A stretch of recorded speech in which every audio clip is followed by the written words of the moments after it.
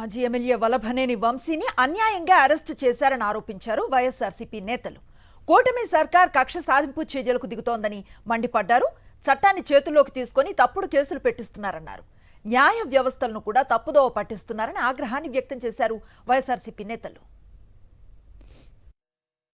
ఏకపక్షంగా చట్టాన్ని చేతిలో తీసుకుని ప్రజల యొక్క హక్కుల్ని, పౌరుల యొక్క హక్కుల్ని హరిస్తూ ఒక ఫ్యాబ్రికేటెడ్ కేసులు పెడుతున్నటువంటి పరిస్థితి ఈరోజు ఆంధ్ర రాష్ట్రంలో నెలకొన్నది అని చెప్తాం.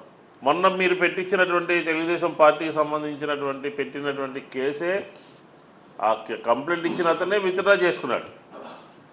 విత్డ్రా చేసుకున్నటువంటి సందర్భంలో మళ్ళీ ఒక కేసు తీసుకొచ్చి ఆయన మీద ఎస్సీ అట్రాసిటీ కేసుని పెట్టి అరెస్ట్ చేయడం, ఆ చట్టాన్ని ఏ రకంగా దుర్వినియోగం చేస్తున్నారు.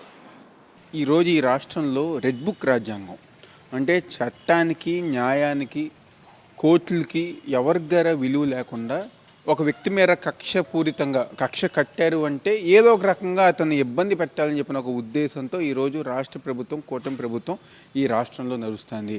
దానికి ఉదాహరణ ఈరోజు గన్నవరం మాజీ ఎమ్మెల్యే వంశీని అరెస్ట్ చేస్తాం.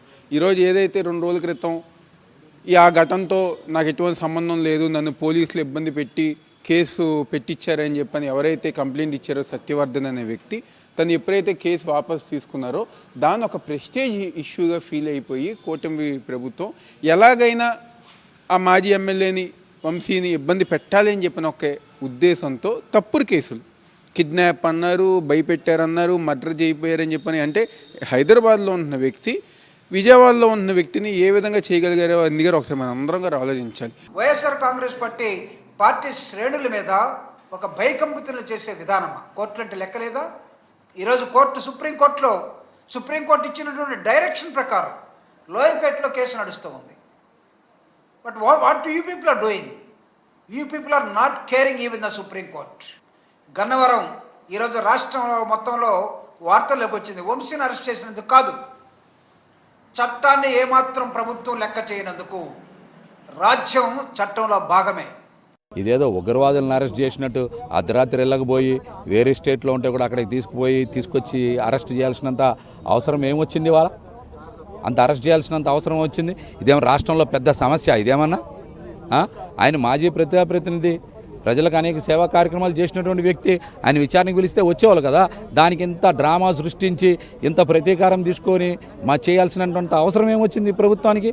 వంశీ గారు స్పందించకపోయినా, నోటీసులు తీసుకోకపోయినా, విచారణ రాకపోయినా మీరు ఈ విధంగా ప్రవర్తించాలి. కానీ కోర్టులోనే కేసు పెట్టినటువంటి వ్యక్తి కేసు విత్డ్రా చేసుకుంటే ఈ విధంగా 48 గంటల్లో మీరు రాష్ట్రాన్ని అలజడి చేసేలాగా, ప్రజల మైండ్ని డైవర్ట్ చేసేలాగా చేతకానటువంటి ప్రభుత్వం చేసే పనులు ఇవే.